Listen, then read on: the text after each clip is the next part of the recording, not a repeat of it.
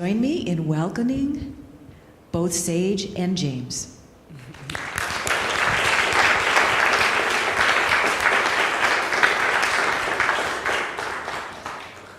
I'm guessing you can see me if I stand down here. Shake your heads. If you can. All right. It feels a little better. When I'm up here, I feel like I need to do this. It just feels a little more comfortable.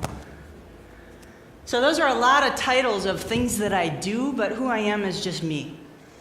And what I'm going to be sharing with you today is a story of love and a story of letting go. How many animal lovers do we have in the room? Good. I'm guessing some of you have had to let go in many ways. Either you've rehomed an animal, you've had one that's transitioned, maybe divorced, the animal went a different direction, maybe they got lost.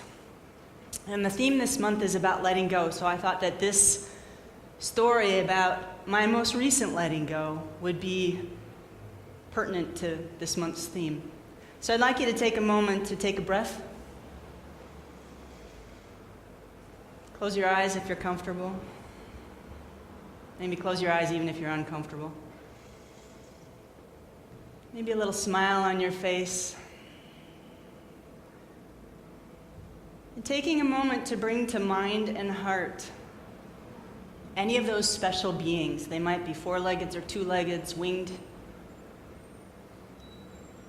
that have made a difference in your life. Either they're on the planet still, they might be home waiting for you, or they may have let go already.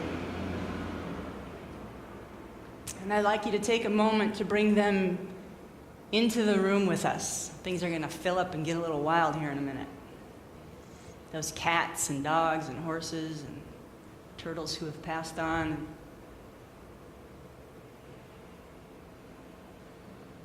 Take a moment to bring them even more deeply into your heart.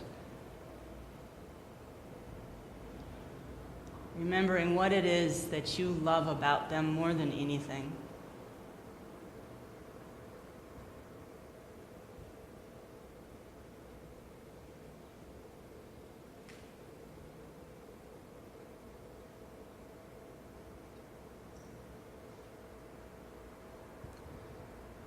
And either privately or aloud, stating their name, bringing their essence into this room.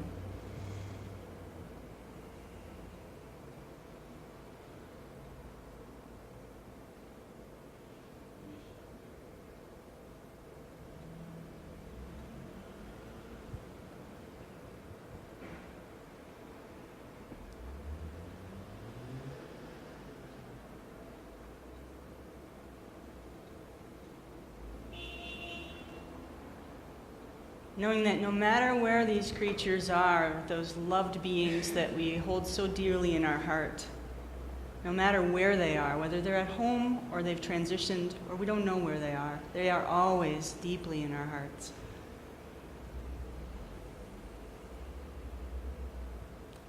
Opening your eyes when you feel ready.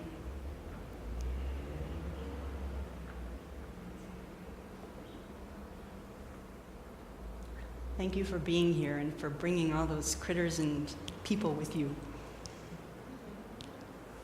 So one of the things that I love about Java, this is not what I love about her. She decided to let go in March. That wasn't the fun part. But one thing that I love about her that she was consistent about from the moment she showed up in my life until the moment she let go in my arms is that she gave life her all. Every single moment, she gave it her all. Take a moment to feel whatever's coming up inside you. It's either being touched by this or being touched by the experiences that you've had in your own life. This is my story, but my story is your story. So whether it's a picture of my hand with my dog or your hand with your cat, we know what it feels like to have that connection with another being.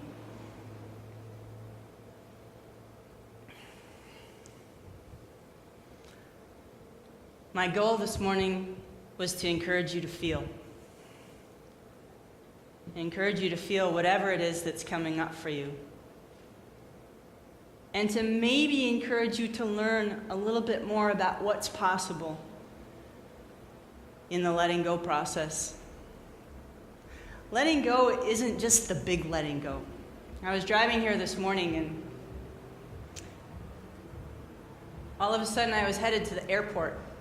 And I don't really know why I was headed to the airport, because I was coming here. I was coming from St. Paul, and all of a sudden I'm going to the airport. And I'm thinking, well, I go this way when I go to the airport. I go this way when I get my hair cut. I go this way when I go to the recording studio. Why am I going this way? And I had a choice in that moment. I could get upset and look at the clock and go, oh my gosh, what did I do? Bang my head against the wall. Or I could let go and go, guess I have to take a different road to get to Lake Harriet.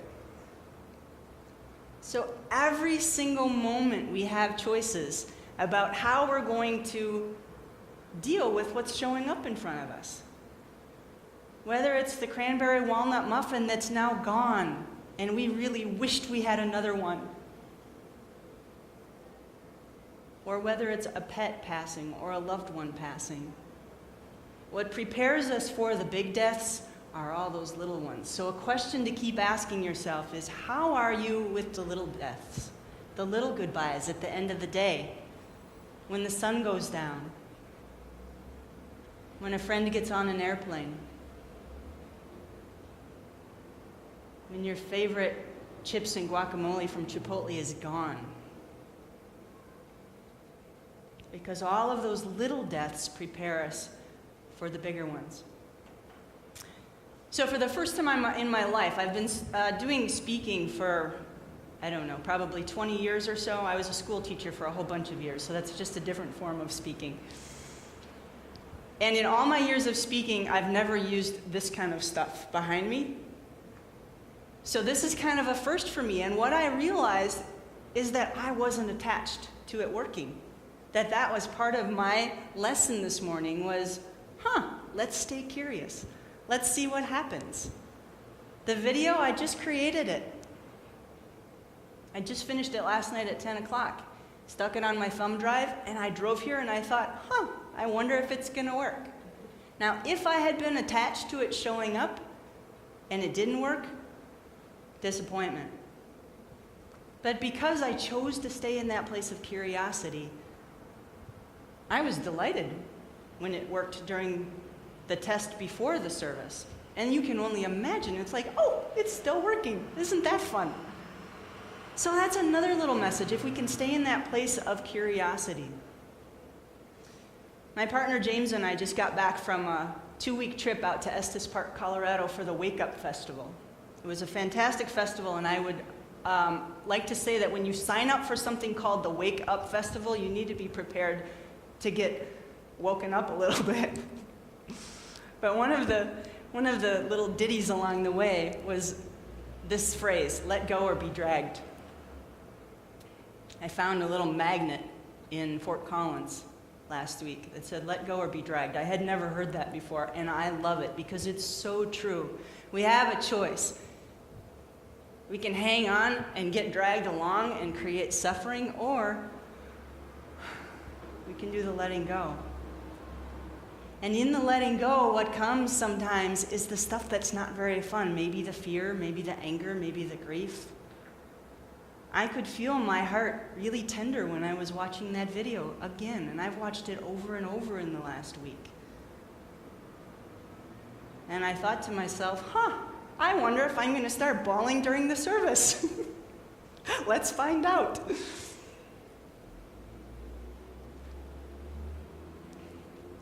So here's my cue for the next slide. I kind of want to go, boop. Do you remember the film strips when we were kids? I used to do that to one of my teachers, and I feel like I should just publicly apologize. I would do that from the back of the room, and she would advance the slide like before it was time to do it. So it got completely messed up. Some of the work that I do in the world is I talk with the animals. And I'm imagining some of you also have connections in that way, where you talk with the animals and you hear what they say back to you. And when Java passed away, I asked her to give me some advice on dying and also on living. So some of the quotes that you'll see are just directly from her. What would your life be like if you hesitated, worried, and wondered every time you saw the squirrel? What I love about that is we get so caught up in this part of our body. I wonder if I should I? And what she's saying is, you can't take the time to do that. There's squirrel over here. Just go. So some of the teaching is going from this head that we have that thinks so hard about things and just goonk, dropping down into this head that we have that knows. The dog knows. Squirrel, kill. Or squirrel, toy. It doesn't think about whether or not, oh boy, I wonder if that's a good idea. I'm living with my mom, she's a vegetarian, she really has a hard time with the dead squirrels that I bring to her. I really, should I, shouldn't I, should? No. So it's one of the first pieces that I learned in living with a hunting dog. I had to let go in many ways of what I wanted and allow her to be who she was and still be a safe animal in the world. But to let go of what my story was. Boop.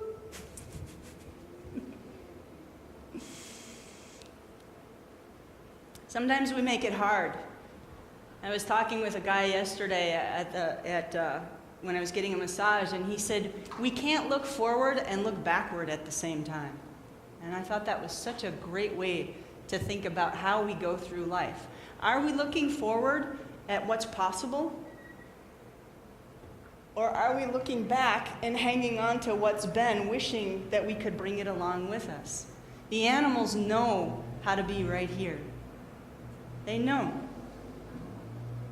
Used to have a sticker on the back of my car that said, what would Scooby do? The animals know. They're hungry, they eat. They're tired, they sleep. They want to have fun, they play. They feel like running around, they run around. So living is easy. We make it hard by all of the thoughts and the thinking and should I, shouldn't I? It's easy. We can just do it.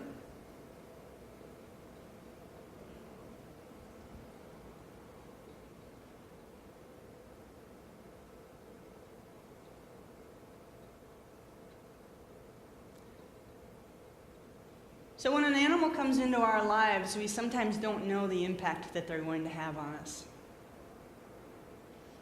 When this one showed up in my life, I wasn't looking for a dog. I already had two. I had just gotten recently divorced. I was working about 2 blocks from home in a tiny little rural community outside of Madison, Wisconsin. I wasn't looking for another dog. But what ended up happening was a phone call from Greyhound Rescue. Now, she's not a greyhound, but they thought she was. A phone call from Greyhound Rescue saying, we've got this puppy, 12-week-old brindle female greyhound, that needs a home. Can you come and get her into foster this afternoon? I said, sure. I was working with Greyhound Rescue. So I wasn't looking for another dog. When I said yes to taking a dog into my life, the first thing I let go of was freedom. Raise your hand if you know what I'm talking about. I came home every day to let her out from school for the first, I don't know, probably 2 years. When I traveled, it cost more money. When I wanted to go to the bathroom, she wanted to go to the bathroom. When I wanted to cook, she wanted to cook. When I wanted to go to sleep, she wanted to lay on top of me. I let go of a lot of freedom in order to say yes. I also let go of a lot of fear and holding on in my heart and let go to giving and receiving more love and more joy and more passion in my life. So we got to spend, she came to me at 12 weeks old, and we got to spend 12 years and 4 months together to the day. And as we know, animals get older and things happen and they age, and they age in all sorts of different ways, and we never know. It's kind of like that Cracker Jack box where you get down to that toy at the bottom and you're not really sure what the toy is going to be. Is it going to be the tattoo, or is it going to be a little trinket? We don't know how the animal's going to age. We don't know how they're going to die. We don't know how bad it's going to hurt. We don't know if it's going to hurt. We don't know if we don't know what's going to happen. But what I had always hoped was that Java would choose to live out her entire life and die an older dog and to pass gracefully. And if I could ask Spirit for one more thing, I wanted her to be with me when she passed. And we got really lucky. And it hurt like crazy.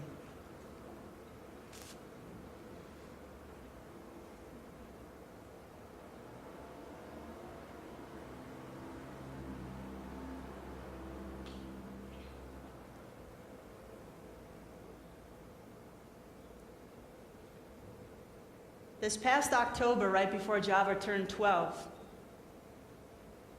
she started to get finicky with food. And I became curious. At the same time she was getting finicky with food, my partner James's dog from a previous marriage was 17 and she was really declining. So we had two things going on at the same time, and we just thought, well, Java's grieving. Java became finicky with food on October 5th. Sophie passed in our arms on October 10th. So 4 weeks after that finickiness with food, Java missed her first meal ever in her life. Now this is a hunting dog. She didn't miss anything. If any of you had any food in your purse right now or any food anywhere on your body, that dog could find it and eat it, and she wouldn't care that she ate your food. So for her to miss a meal, the next day I took her to the vet. Something's wrong. Something's wrong. And yeah, I get that animals grieve, but she had also spent 1.5 years with Sophie, watching Sophie decline, watching Sophie age. I knew something was wrong. So I took her to the vet. I have fantastic vets. I said, something's up. We did a full panel blood test, nothing. Healthy dog. Okay, great. She's not eating. Something's not right. 2 days later, I took her in for an ultrasound. Well, she's got 4 spots on her liver and there's an enlargement on her spleen. Let's aspirate. And she's got an enlarged adrenal gland.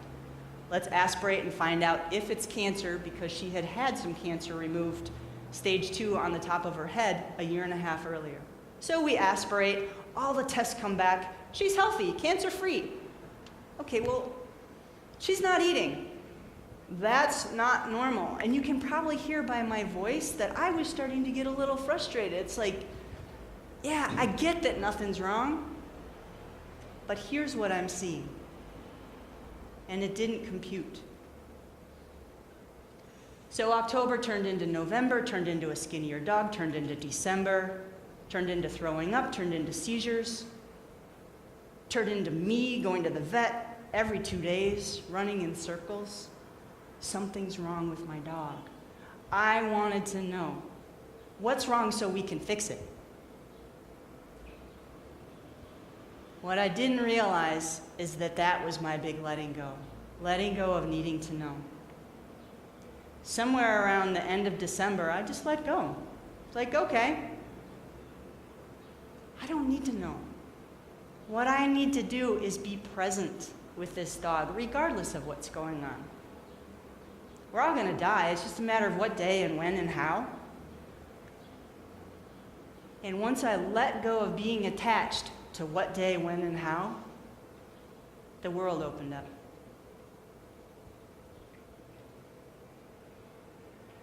And as the universe works, I had a living social coupon to get my furnace tested. And they were coming on January 18th. I had gotten my furnace tested every year. Live in an old house. And that morning, I woke up at about 7. The furnace went on at 6. At about 7:30, the phone rang, and it was the heating guys. You're the first call of the day. We'll be there in a half hour. The guy comes over at 8 o'clock, goes downstairs, condemns my furnace, comes upstairs, white as a sheet. He said, "You're lucky to be alive." My first thought, that's what's wrong with the dog.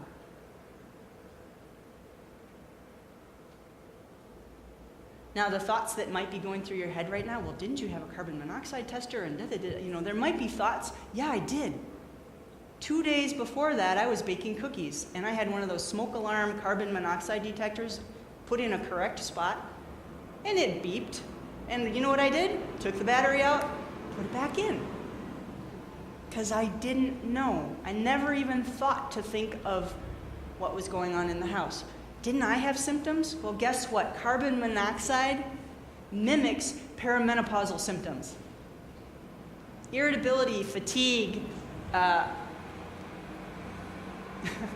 lack of memory. So sure, I had symptoms. I was up every night at 2 a.m. letting her out. I was exhausted and irritable and forgetful. So we found out we had carbon monoxide poisoning in the house. For how long, who knows? We know there were 4 spots on her liver. We know she had an enlargement on her spleen. We know there was carbon monoxide in the house. And what I had to deal with was the grief, the anger. This was my fault. Why didn't I get my furnace checked sooner?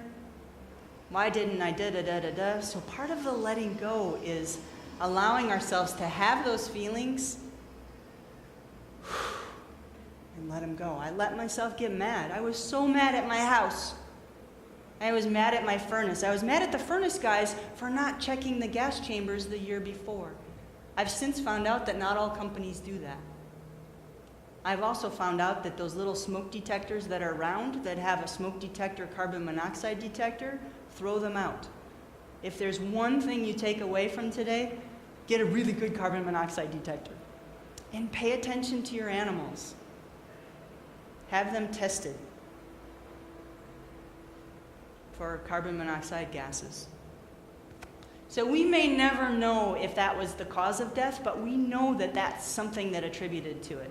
One of the things that actually kind of delighted me, I did talk with her quite a bit, with Java quite a bit, about how was this experience for you? And she shared with me that having carbon monoxide in the house, she said it felt like she was in an alternate universe. I don't know that that's such a bad thing. So for months, we did holistic care. Some of these names might be familiar. Dr. Kathy Sinning at Lake Harriet Veterinary, very close by, and Dr. Sue Swanson at the Cat Care Clinic, and Annie Seefelt. They worked so hard to help me let go and to help Java let go. And part of animal hospice is to allow an animal and a person to let go easily and gracefully.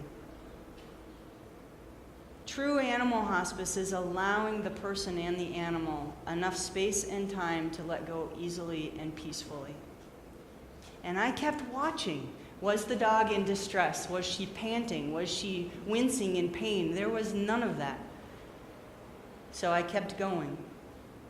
I kept going to the vet, getting acupuncture, doing chiropractic, Chinese herbs, doing the Tellington T-Touch work that I do, the shamanic work, animal communication, reaching out to my community.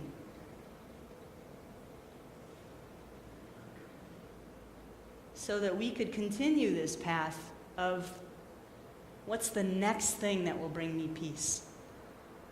And what's the next thing that will bring this dog peace?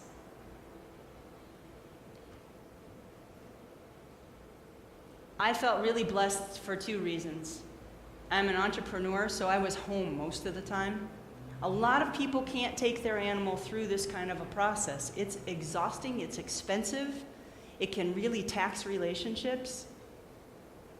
But we had just been through a 1.5 years with Sophie, so James and I really learned. We're like, okay, we thought we had more time with this one, but here we go. So the first gift that I had was being in partnership with a man who said, yes, yeah, I'm with you on it. And the second thing was being an entrepreneur, having the time. So we used bentonite clay packs, putting them on her belly to help draw out toxins.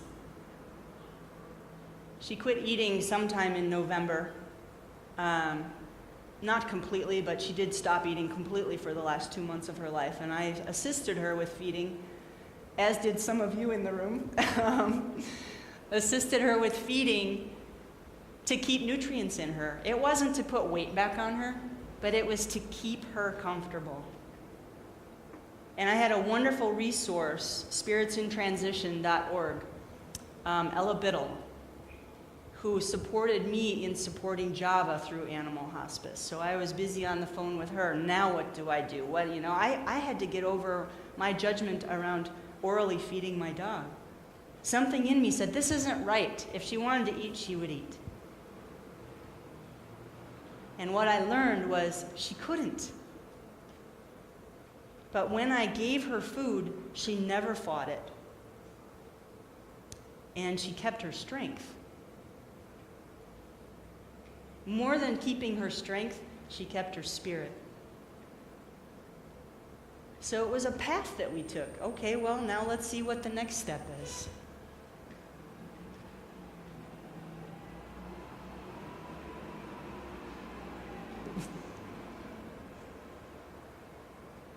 Thich Nhat Hanh has a book called A Path with Heart. And there's one question in that book that's, I'm just going to give it to you. You don't even need to go out and buy the book. Do you have time for love? It takes time to really love. To have times where maybe the relationship has to be put aside so that the dog can be fed, or bentonite clay packs, or castor oil packs, or oxygen.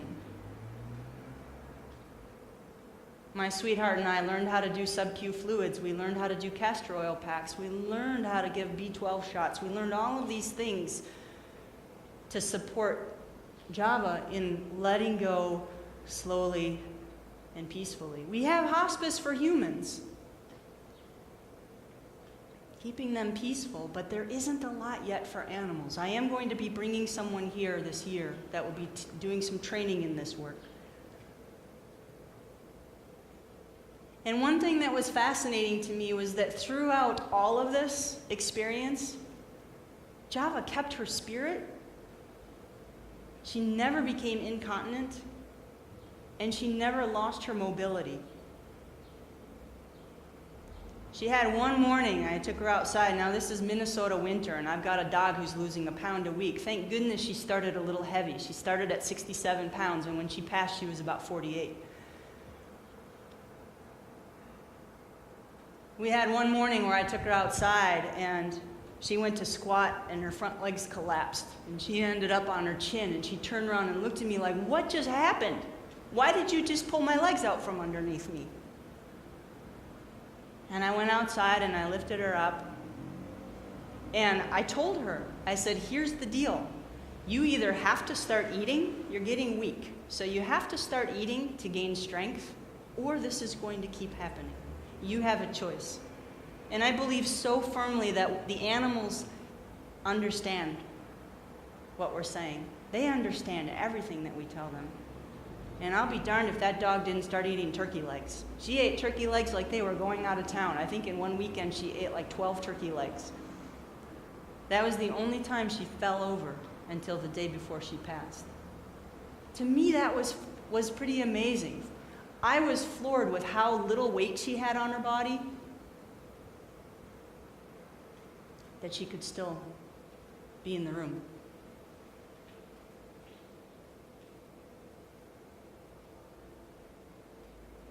One of the gifts of a dog who's reactive to other dogs is that she got really used to having things around her muzzle when she was young.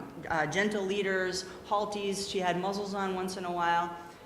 So when it came time for the oxygen mask, it was really simple. We just strapped it on and she was like, oh, okay, I know how to do this. But there are all sorts of things we can do to help the animals get used to things like that. The piece that I kept coming back to was what will bring her peace. If she was distressed, I was going to be distressed. If I was distressed, she was going to be distressed. So I kept coming back to that question. What will bring me peace right now? There were times that what brought me peace was leaving the house. I got to get out of here. There were times that what brought me peace was sleeping downstairs with her because she couldn't make it up the stairs anymore. There were times that what would bring me peace was to kick and scream and cry and get mad because I didn't know any better. So keep asking yourself that question, what will bring me peace?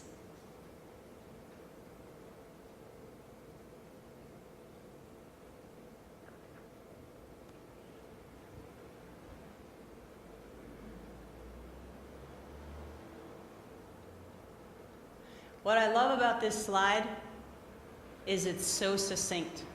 I think we make such a big deal out of dying, but really what she said was, I was done. Boop, game over. I was done. And the piece for me was, yeah, but am I done with you? Animals live in the moment. They do such a great job with dying. I was done, she said. The night she passed, James and I were together, and he went back to his condo at about 11:30, and we didn't know she was going to die that night. I think if we had known, he would have stayed. I know he would have. But we didn't know. We didn't know what day, how.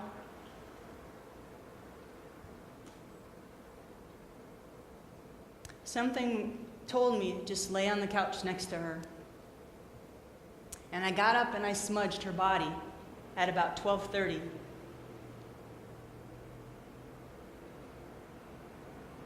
She hadn't been getting up on her own for the last 12 hours before this.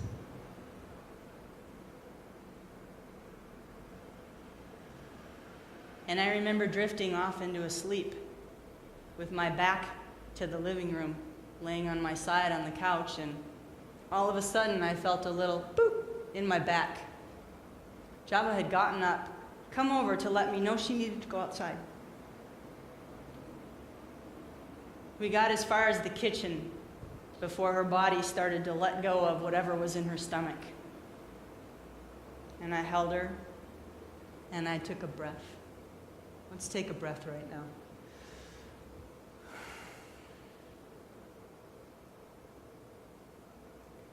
And then I carried her back to the bed on the floor.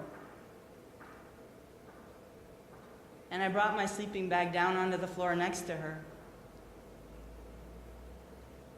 And I had one hand on her head, and I had one hand on her back, kind of near her heart. And I drifted off again. And all of a sudden, I felt her go, "Get off of me." And I knew. She was done.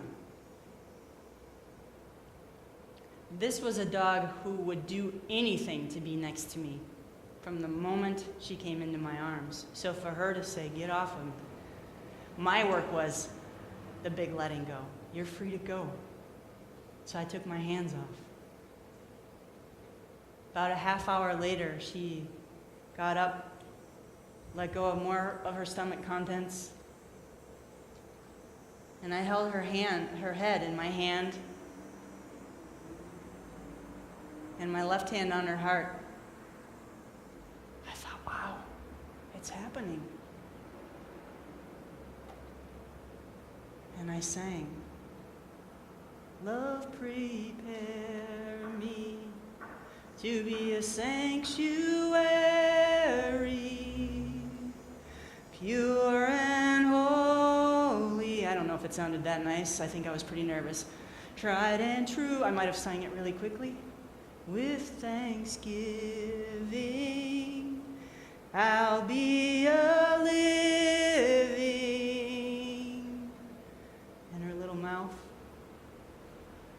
just very slowly, "Sanctuary for you." And I felt that heartbeat. Ba-boom. Ba-boom. Ba-boom.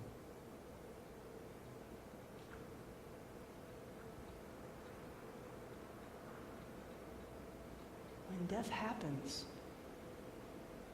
we kind of ask ourselves, now what? I got a dead dog in my living room. Now what do? I held still.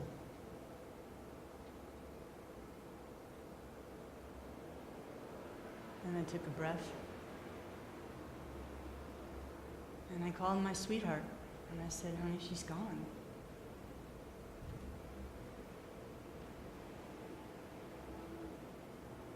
But what I know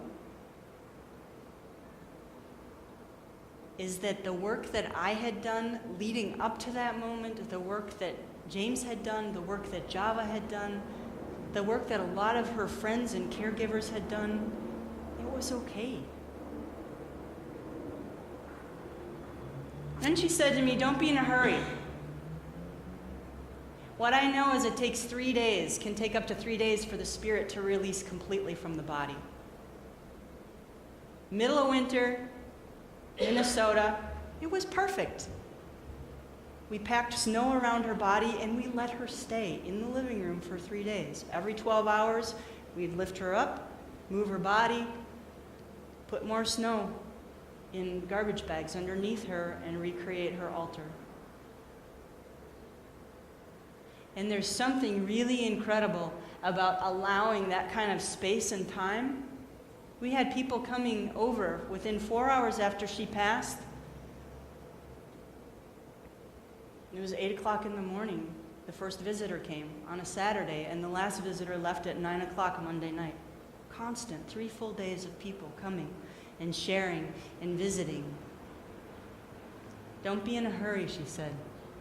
There's a little video here of a ceremony that we had. I don't know if we can get the sound.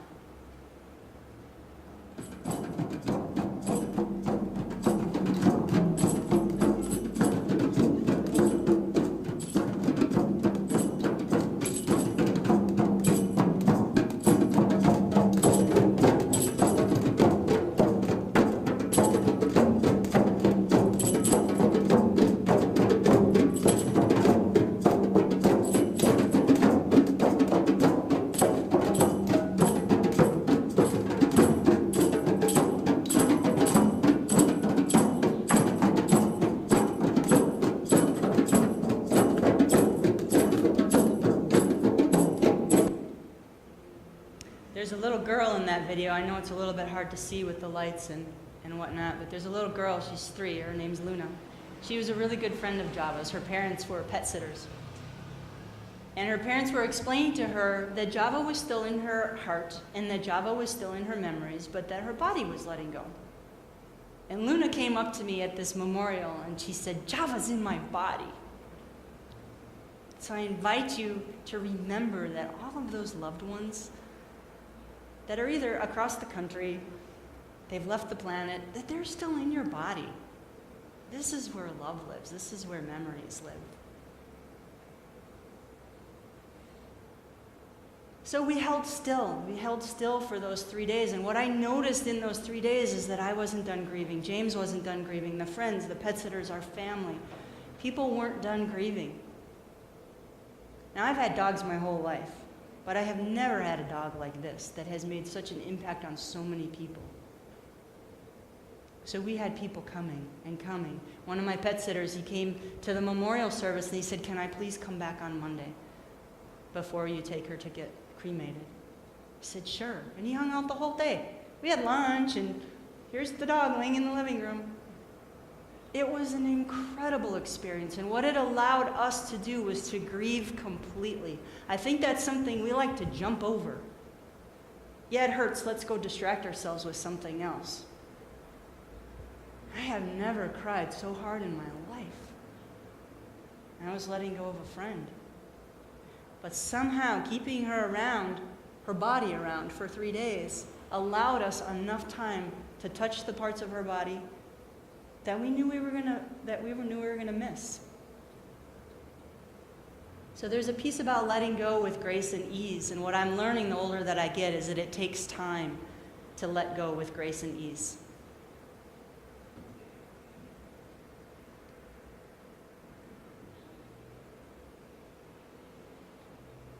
When Sophie passed away, James took this phrase, this is what happens. As his dog was lying in our arms only 5 months before Java's passing, and we were listening to those last breaths, he looked at me and he said, "This is what happens. People and animals are dying all over the world, and we're lucky enough to get to participate. This is what happens." And I took that phrase, and I've been using that for months. I take the wrong road on the way here. This is what happens. I drop a bag of whatever all over the floor. This is what happens. So the next step of what was happening was transforming her body. We had a choice. We could drop her off at the front door and say, "I don't want to look, this is too hard, it hurts." We could carry her in, and we could participate. And I looked at him and I said, "I want to go the full 100 yards with her. And yeah, it hurts, but we can do it." So we prepared her body, and it was an incredible experience. Actually placing her into the crematorium ourselves. And the only way that I can tell you that it was possible for us to do that is we had so much time to prepare. It's not for everybody. It hurt, it was hard. But it was an incredible experience. 4 days later, my ex-husband died. That's one of those things where you go, "What?"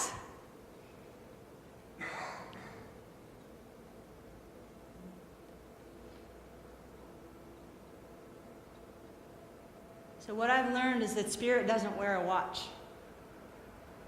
We don't know when those next things are going to happen that we need to let go of. They might be those small little things, going the wrong way, finishing the muffin, or it might be losing a loved one. We never know. 10 days before my father passed away, about 13 years ago, we had just an impromptu phone call, and the last things that we said to each other was, "I love you." It just happened that way, and then he died. So make a list of those people and those animals in your life that maybe you haven't told in a while, that you really care about them, or that you miss them. Even if it hurts or it's a little uncomfortable. We never know. I was lucky enough to have a great relationship with him after we got divorced. I was lucky, but we did the work to get to that point. So even though he let go, it was like, okay, well, this is what happens. I kind of wished it had been a different week, because there was a lot going on. It was the day after Java was cremated. He died. But what I've learned in those two deaths from those two beings is never, ever miss an opportunity to live your life full out. Never miss an opportunity. Look at that picture. That's an image of somebody that lived their life full on. And the dog jumping over the log. And a week before Java died, she was trying to go after a cat in the backyard with this scrappy little body, and I'm holding her back going, "Oh my gosh, not on an icy backyard." Live your life full on.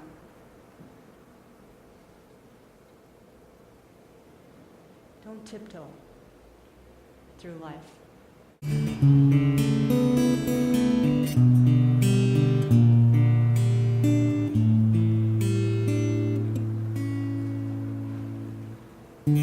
You have been a friend to me, someone to hold, someone to see.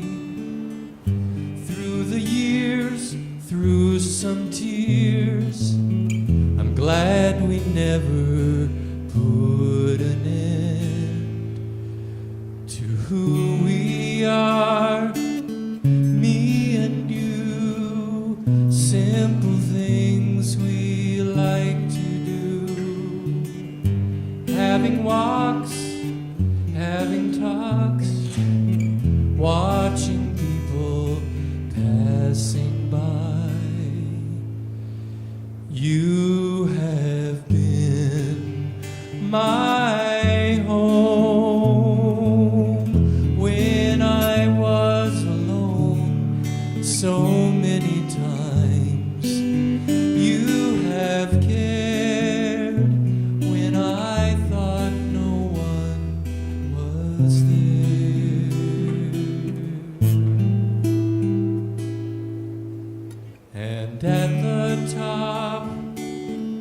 of my list, you gave to me what many people miss, the kind of love that says you are my friend.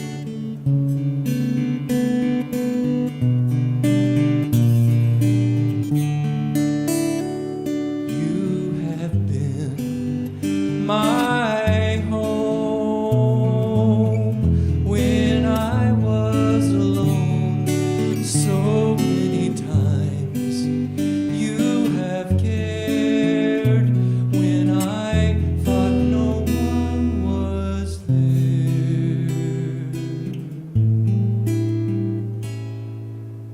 And at the top of my list, you gave to me what many people have missed, the kind of love that says you are my friend. Oh, the kind of love that says you are my friend.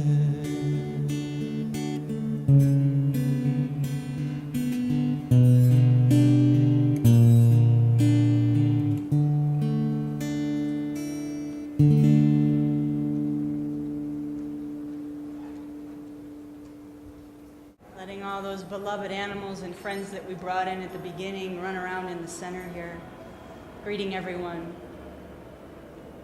with their love and their joy and their delight. And as you move forward in your lives, may you move in a way that is easy, free from suffering, a full heart filled with love and peace and joy, and may all of your letting goes create more magic and more beauty. Blessings along your path. Thanks for being here.